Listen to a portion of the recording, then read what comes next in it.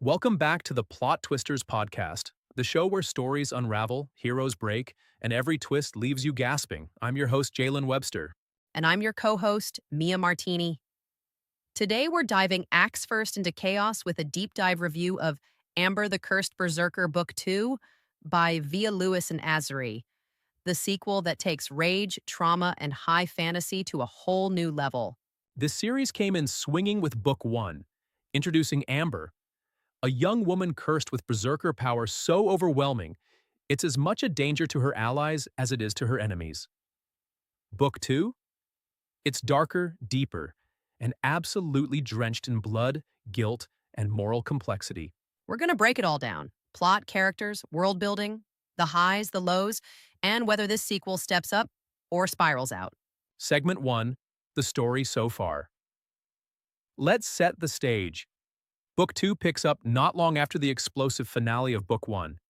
Amber is on the run, her berserker curse intensifying by the day. She's more unstable, more dangerous, and more haunted than ever. The world thinks she's a ticking time bomb. Multiple factions want her to use her, control her, or outright kill her. She's not just fighting enemies anymore. She's fighting her own mind, her own instincts, her own rage. She's joined by allies old and new. Darius, the scarred warrior with secrets of his own, Lyra, the rogue mage with a sharp tongue and a sharper heart, and Kyle, the pacifist healer who's honestly too pure for this world. Their mission? Survive. Find answers about the curse.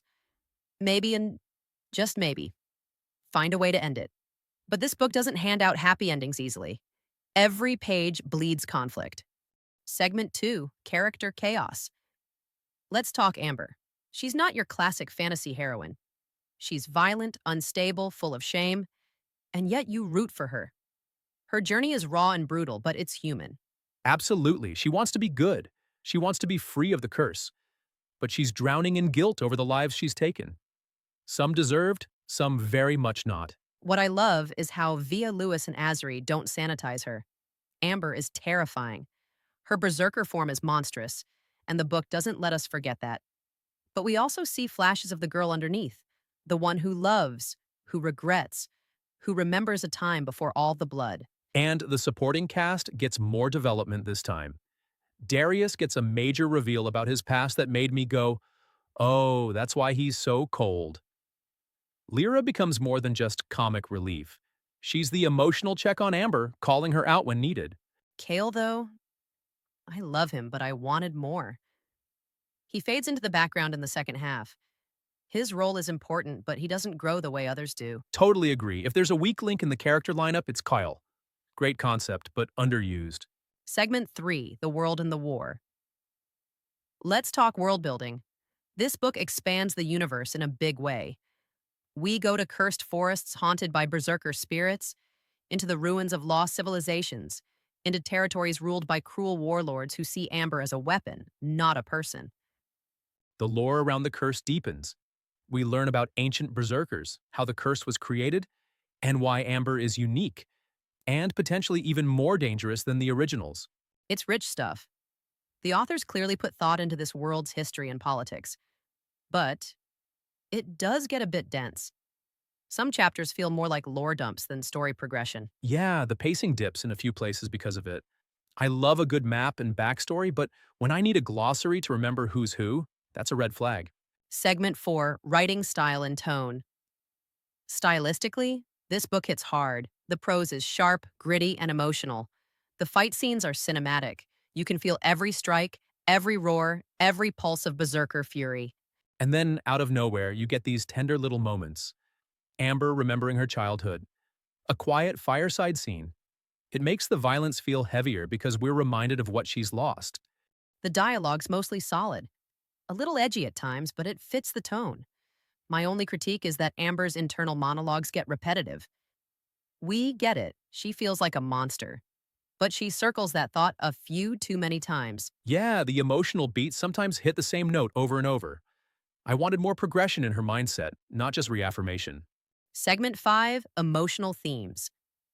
What really struck me is how this book explores trauma. Amber's berserker form isn't just a power-up. It's a metaphor. For PTSD, for self-loathing, for being shaped by violence and not knowing how to escape it. Exactly. She's not trying to save the world. She's trying to survive herself. That's rare in fantasy, and it makes this story feel more intimate and more brutal. And the question lingers. Can someone who's done monstrous things still be worthy of love? Of peace? That theme hits hard and sticks with you after the last page. Segment 6. Highs and Lows. All right, let's break it down. Pros. Complex, flawed protagonist who's impossible to forget. Intense cinematic action scenes. Deep world building with strong lore. Emotional depth that explores trauma and identity. Emiya Kanzar. Some secondary characters are underdeveloped. Lore-heavy sections slow the pace. Emotional repetition can feel excessive. Segment 7, Final Verdict. So Jalon's final thoughts. Does Book 2 measure up? Definitely, it's darker and more ambitious than Book 1. Not without flaws, but the emotional gut punches and high-stakes action make it a worthy sequel. I'm giving it 4 out of 5 bookmarks. Same here. 4 bookmarks. Amber's not an easy character to follow, but her journey is unforgettable. The book is brutal, honest, and unafraid to sit in the dark. I respect that. If you're looking for fantasy with edge, emotion, and some serious rage issues, this one's for you.